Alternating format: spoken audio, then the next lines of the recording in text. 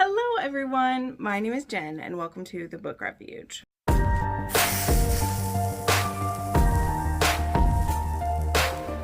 Alright, hello. If you saw my video earlier this week, you'll know that I am filming from my couch for a while until my back is completely better. It has been feeling better the past couple of days, but still getting down, sitting on the floor in front of my bookshelves down there is causing a bit more pain than I can put up with, and I don't want to overtax it, but I can sit on my couch and hold up a few books or put up a picture. And I did actually put on makeup today, which made me feel slightly more human after just being a couch goblin for the past week or so. But thank you for all of you who have sent me healing thoughts and messages, and the gifts that have been sent my way. You guys sure know how to make me smile. So yeah, I really appreciate you for that. But today, as you can tell, we're going to be talking about underrated romances, and this can be defined in a lot of different ways, right? But the way that I generally try to look at it here is if it has 5,000 or less ratings on Goodreads. That's the barometer I go by. Some of these books have gotten some traction on social media, but obviously not enough to raise how many people have read them on Goodreads. Some of these I talk about all the time, so you'll be like, Jen, those aren't that underrated. And I'm like, I know, but here's the thing that I always say. Just because you, faithful and wonderful viewer that you are, have watched 4, 5, 100 of my videos and have seen me talking about the same books over and over again, it doesn't mean that this video from someone who's looking for underrated romances, this could be the first video they're seeing of me. So that's why I do a lot of repeats. And also, even some of you who watch videos over and over again, sometimes it takes that 10th time of me recommending it, or I mention a different part of it when I talk about it, that gets you guys to read it. So anyway, that's my little PSA up front. Some of you who are regular viewers, maybe some of these won't be new to you. Maybe it'll remind you of one that I haven't talked about in a little while. But we're going to go through this list here. So first up, I actually have a few series written down for this is what I ended up doing, because some of them, the first book maybe had more than 5,000 ratings, but then it would drop off dramatically, and drastically. There we go. So the first series I want to mention is currently releasing right now, and it is the Love and Whiskey series. And the author, Nikki Ash, so kindly has sent me copies of this series, and I'm really enjoying it. So Drunk on You is the first one, and this one is kind of a fake fiance situation. The heroine is actually being someone's fake fiance, only the man that she ends up being the fake fiance for is the same guy that she's trying to edge out of the competition at her family's liquor company, only she doesn't know that. And so she's supposed to be a trophy wife for him, and they end up both, as I said, competing for the same position, and they also end up both being really into each other, and surprisingly both really into anal, which was a pretty hot scene in there. But there's Drunk on You. Then there was Hooked on You, and this one was sweet as sugar, y'all. It was so sweet.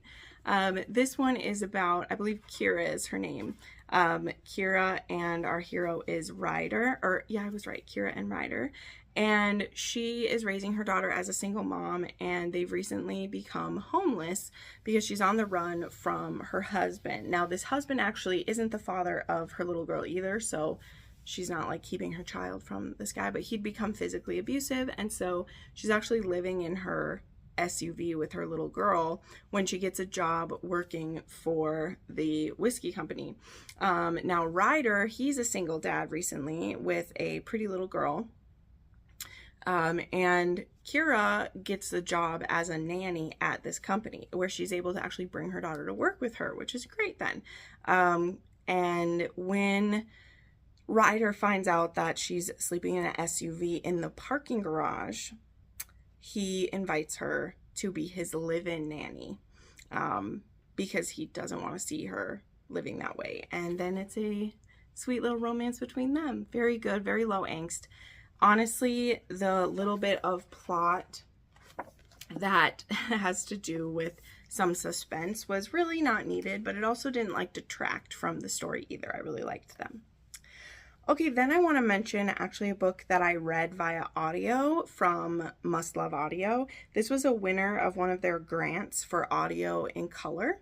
So they actually do that for BIPOC authors to help them get the funds to produce their audiobook, which I think is amazing. That's so cool. But I'd never heard of Amy Oliveira, and this book, Keepsake, is a standalone book from what I can see, and it's about our heroine who has just found out that she's the guardian to her high school best friend's 3 children.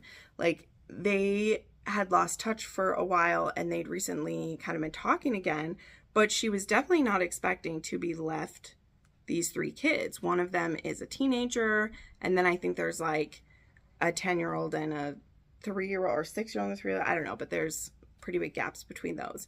And she doesn't really understand because the kids still have grandparents and they have an uncle, and she was the one that's made the guardian of these kids. And so the grandparents, specifically the grandmother, are very like against this and are trying to do whatever they need to, but there was reasons why she was made their guardian. And she gets kind of helped out by the fact that the oldest child, again, he's a teenager, wants to live with her. So he tells the grandparents, like, we're going to live with her. It's what mom wanted. We're doing it.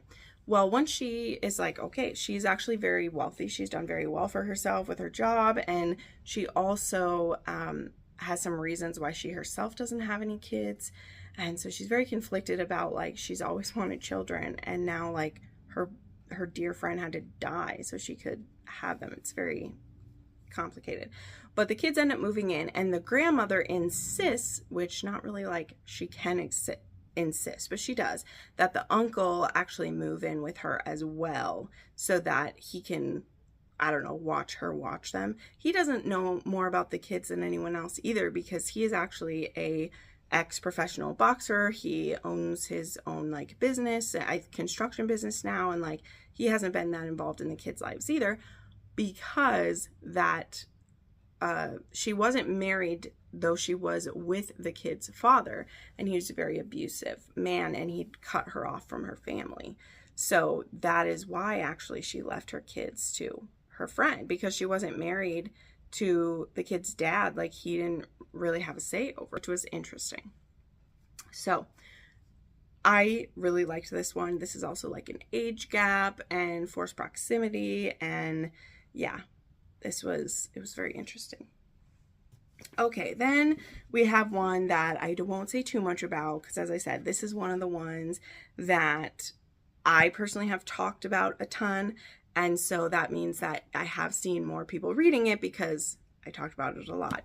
But this was another one that I read as an ALC from a team that I'd never heard of it. And I'm obsessed with it. So it was Embers in the Snow. Yes, this one only has, I believe, like 5,100 reviews, so it's like right at it. And I love this book. It's a vampire romance. You definitely should read it if you love that. It's currently just a standalone. She may write more books in the series, but this couple has an HEA. So our heroine in this one is Finley, and she finds out that her father's marrying her off to a monster, and so she goes to meet her betrothed, and she's going to seek an audience with, her father has paired her up with that guy's son. So she's going to meet Corvin Doothris, who lives alone in his castle, and part of the reason why he does that is that he was turned into a vampire during the war, and he doesn't want to be a monster, but he feels a call to drink people's blood, but he specifically feels called to women's blood, and so no women work in his castle. He only has men there. And when our heroine is on her way to meet her betrothed, her caravan gets attacked, and she ends up being rescued by Corvin. But first, when he gets her, he bites her and drinks her blood, and he's instantly addicted to it. Now, there are going to be some specific reasons why that happens, which maybe you will guess, but they actually get on each other's team really soon. Even though his first meeting with her is him biting her, they actually try to unravel the secrets of like why they were betrothed to each other and what type of secrets are both of their fathers keeping from them. And the father also makes a decree that if Corvin doesn't go through with the marriage, then he will cut him off. Now, Corvin couldn't care two shits about it. He's not the crown prince anymore. He doesn't want to be the next king or emperor. But his people, if the father cut him off, there's many people that depend on his castle to be fed and taken care of. So I just love these characters both so much. They were so sweet. And it was a bit of an insta-love, but it is a fantasy where he's very, very drawn to her. So maybe you can understand what was going on with that. And I don't mind insta-love when it's in those type of situations. Okay, next up I want to mention the Bluegrass Empire series by Sawyer Bennett. This starts with the feud, and there's also the Forbidden, I think is the second one. I can't quite remember, but this is a series also I've talked about a whole bunch. It was another one that I read the audio just because it was available to us. This is a cowboy romance, the first one is, and it's actually the hero finds out he has a kid, and she's already like, I think 7 or 9, I think 9 years old. The mother has died of cancer, and she never told her family who the father was. And so in her will, she's left, you know, she had actually put his name, is it on the birth certificate? Either way, in the will, it's made known that our hero, Ethan, who is the heir to this farming, this ranch fortune or whatever. I just forgot what his name is Ethan, but I forgot what that family's name. I always remember the Moore Dragons because their name is like stuck in my head. But anyway, the Moore Dragons and this family are in a feud with each other. And so his daughter, who he'd never met, never knew about, he is hesitant to take her because he's like, well, I don't want to take her away from her family. But when they go to in front of like a family judge, the judge asks the little girl, like, you need to give him a try because he's your dad and you deserve to, like, he deserves to get to know you because he had no choice. And, you know, she was kind of told that her dad didn't want her, not by the mom, I don't think, but other people. And so once they found out who their father is, her grandparents had been just telling her all these lies about them. So she just wants to try to stay this time. The judge told her to stay with her dad and then get back to the Moore Dragons, but we'll see how that works. So then the next book was The Forbidden, and this was actually a second chance romance, though it was forbidden, between, I think it's Katie is one of, is Ethan's younger sister, and then Gabriel, who was the uncle and like old, or maybe he was, I don't know, but was the sibling to the woman who died. They had actually had a fling back in college. And things didn't work out because they weren't ready to like tell their families about them. And so now they're having to work together because of the niece again. And she becomes his liaison with the family. So yeah, things get a little bit complicated there. But I just love this series so much. It's very much focused on like the family relationships too. The romance is, well, I didn't even say in the first one, the romance is a friends to lovers because Ethan actually falls for his daughter's principal at the school. I didn't even say who the love interest was. So this one doesn't have like the biggest, boldest romance ever. And so I know that doesn't make it as popular, but I was so hooked into the family drama that the romance was just like a bonus to it. You know, I don't know. That's how I felt. Okay, then there's one that I just love bringing up whenever I can. This one is an erotic billionaire romance, The Pleasure Protocol by Darcy Romaine and Kat Alexander. This was gifted to me, and I was so excited to try it because it is a escort and a billionaire romance. And so our escort is Corinne, and she gets hired by Nikolai to be his companion for the night when his normal escort isn't free. And so the escort he usually sees is like, hey, don't worry, I have my friend Corinne. She is fabulous. She's beautiful. She's into a lot of the same things you are. Give her a try for me.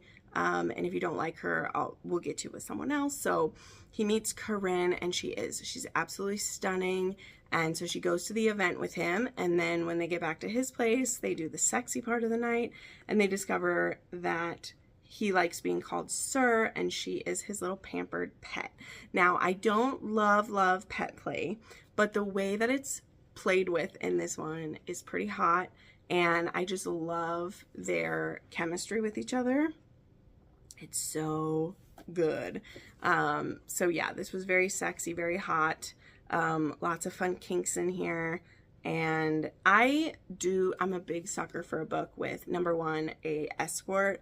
And so it means we're starting with a lot of steam, but then watching the emotion build within the relationship as they realize it's more than just an arrangement. And then the awkwardness of like, are you with me just because I'm paying you, or do we have more together, you know?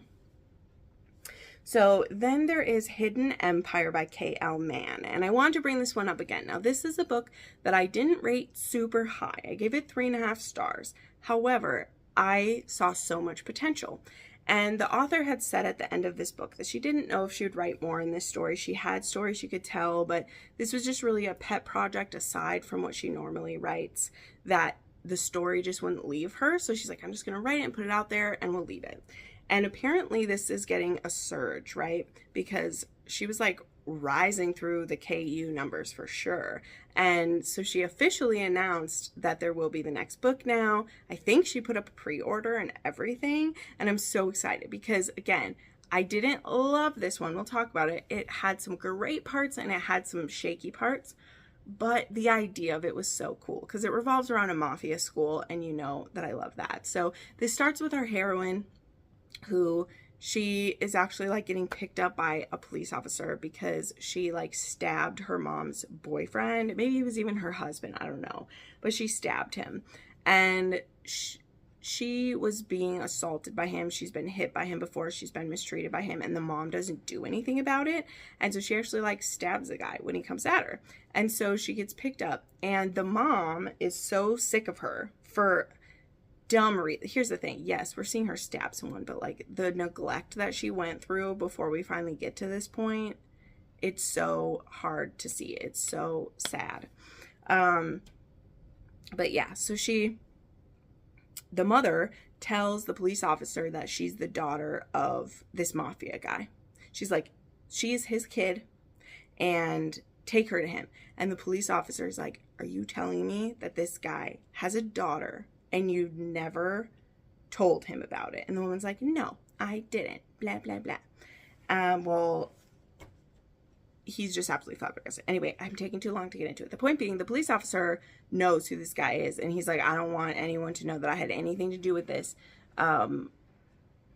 because, yeah, it's gonna be bad. So he ends up he brings her to the mafia boss's house. The dude's actually down to dinner with, like, all of his sons. So get this, I believe he has 10 sons, and he had really cared for his wife, I believe, and she had actually like died many years ago, and that's when he had a fling with the mother, right? I believe that's what it was. I don't think he cheated on his wife to do it. I think his wife has literally been gone that long. I don't know, it's been a long time, but he has a lot of kids, and she's the youngest of all of them. And so, not knowing what to expect, when he finds out he has a daughter, he is over the moon. It's so cute. Like, I'm for real. The beginning of this is so cute because this mafia boss and all of the men, now some of them are super, like, they're suspicious of if this is really their daughter, but right away this guy is so excited because he doesn't have a daughter and he finds out about her and he's in right away. So they just welcome her into this home. And again, some of the brothers are hesitant, but a lot of the brothers are like, oh my gosh, we have a little sister, all this. And when they learn like what she's had to live through and the stuff she survived, they are just, oh, they're so good to her. So she gets loved into this family. It's great. Then she gets told about this mafia school that I believe the youngest 3 are in school. The other ones are all older than that. They're helping dad run the business, or they're married, or like whatever, right? She goes to this mafia school and she ends up falling in love with a member of the Bratva, and then that's what it is. So anyway, I talked for too long about this book, but The things that I loved about it was the concept. I did like a lot of the characters. It's absolutely an insta-love, though, with her and the guy, because by the time we've got through all that beginning part, like, she's really fallen right away.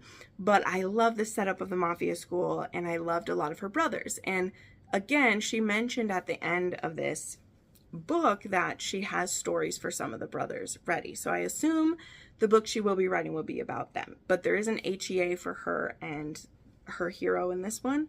So I just wanted to mention this one as being underrated because it is getting more attention and she will be writing more in it. And so I just wanted to share it. So yeah, a bit of the like suspense plot part of it, and that doesn't hold up as well. That's why it wasn't perfect. But I was so impressed with the idea of it, and I love the idea that she went from being an only child who's being abused and neglected to being this mafia princess with 10 older brothers and a dad who just want to spoil the shit out of her. Is really cute. Okay, then we have the Varsity Dad series by Lex Martin. So this is one, like I said, the first book in the series, which I haven't read. I've actually read the last 3 books in the series. So there's 6 books total in this, and the first one is the Varsity Dad Dilemma. So I haven't read that one yet, okay? I've read book 3, 4, I've read books 4, 5, and 6. So there's Second Down Darling, Heartbreaker Handoff, and Blindside Beauty. But this entire series is all single dads or surprise pregnancies in college and they're football players, okay? So they've all been really cute. Second Down Darling is actually a sister's ex and like the father of her nephew relationship. Things with her sister never like worked out for him. Then there was Heartbreaker Handoff, which this is a not his baby. So she actually gets pregnant with I think it's the quarterback's baby. And he actually is very like, he's cheating on her with someone else, or cheating with her on someone else, which our heroine didn't know. And then when she's pregnant, she actually finds out the guy has a fiance back at home, who is actually now just moved to their school to go to school there. So that's awkward. We'll come back to that. But there's Billy Babcock, who is on the football team as well, and he just loves her so much, and she ends up like moving in with him to have a safe place to go, and they're like fake dating, but he doesn't want to be fake dating, he wants to be real dating, but they start out as fake dating because he pretends to be the baby daddy in the beginning to like shake off suspicion and everything. So yeah, it's a confusing start, but it was really cute. And Billy is just so adorable, and the not his baby part. And I like this one too because we do have the baby, not super early, but we have the baby early enough that we get to see them trying to reconnect after the baby's born too. And we get to see him be this like adopted dad that's just so cute. I love it. And then Blindside Beauty is the last one in this series. And this one is actually about the fiance of the quarterback in that one. You know, she finds out what he did and she breaks up with him. She actually becomes friends with the heroine from Heartbreak Handoff. And she becomes a nanny for Nick, who is a member of the football team and has a young kid. So a single dad or an accidental pregnancy in every book in this series. And I will go back to the beginning now that those 3 are out. I definitely will, but I like them a lot. Okay, then another series that I have mentioned 1,001 times to you, there's The Twisted Sisters by Daisy Jane. I think Daisy Jane is really underrated altogether, but All My Love was a book that just like blew me away. It has a heroine who's a stalker. It's an age gap. It's a single dad. He's also a cowboy type thing. He lives on a ranch. She is super, super obsessed with him. And she's been in love with him actually since she was a teenager. And he's much older than her. And she knew that he would never do anything inappropriate with her while she was underage. So she's just been biding her time until she's old enough to make a move on him. And she loves his little boy. And yeah, does she sneak into his house while he's gone and masturbate with his toothbrush? Yes. Yes, she does. But I also just love her. It's great. That's my favorite one in the series. The other 2 are okay in my opinion, but I love that one. I also love her Wrench Kings. I love her, is it the Malibu Guy series? I don't know, remember what that one's called, but the With Force, I love that one. So Daisy Jane is just underrated all over. Another one to mention is a standalone, and this one is a very, very dark, like very, very dark, so be prepared. This one is The Wild Man by Alex Grayson, and this one is a like Tarzan retelling, though it's set in like modern times. And our heroine goes to photograph, she's trying to get photographs of someone who is called like the Wild Man in this area, and she gets more so found by him, and he kidnaps her and literally ties her to him and fucks her senseless. And the first quite a few times are non-consensual, but I honestly fell in love with this hero so much, and it's really hard to explain it unless you read it, but you do have to sit through a lot of really uncomfortable things where he's forcing her to be there and stay there, but it was good. Alex Grayson did a great job of making me believe it. You know, like, you're fully warned about what you're going into when you read it, so when you're pushing through those parts of it, it's hard, but it's also like, I wanted to see if she could make me like this guy, and I absolutely did. So much so that I cried at the thought of them being separated later on. So it's wild, but give it a go. All right, and then the last series that I want to mention. This is a series that I just don't understand why it's not read more. Like, really, I want more to come of this series, because the first one's been read a good amount of times because it's been out for a pretty long time, but the other two just do not have enough attention, and it makes me sad. And this is the Sophisticated Seducers series. So this is an age gap forbidden romance series, and they're all different levels of forbidden. So let's go through these. So the first one I read when I was in my birthday girl era, for sure, because him reminded me of that a lot, because it has the heroine who is, you know, like barely 18, is living with, instead of an ex-boyfriend's dad, it's her friend's dad. And her friend are living with him to go to college. And he was a single dad at, like, it was a childhood pregnancy, basically. So it's one of those where the author tries to get their age to be as close to each other as possible, with her still being an adult type of thing. So I think him and the mom had a baby at like 16 or 17 or whatever. But these two girls are living with him while they're supposed to be going to college, and